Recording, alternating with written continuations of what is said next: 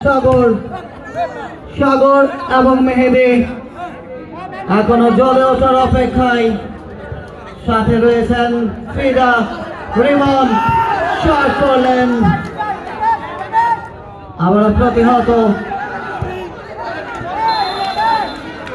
চেষ্টা করছেন pressure create করার জন্য বাকলি অগ্রসর বই ক্লাবের উপর। গতবারে রানার্স আপ দল দর্শকরা বেশ উৎফুল্ল, এমন ম্যাচ দেখার জন্যই তারা চলে আসেন। ম্যাচ পরিচালনা করছেন মনির হোসেন, আবার হাসান সেখানে বাড়িয়েছিলেন সতীর্থ রিমনের উদ্দেশ্যে। চমৎকার বোঝাপড়া এই দলটির। অনিমেষ, রাজীব পক্ষান্তরে গোলবারে ফাহিম। ম্যাচের প্রথম থেকে আজ সেখানে আক্রমণ রেড রেঞ্জার্স।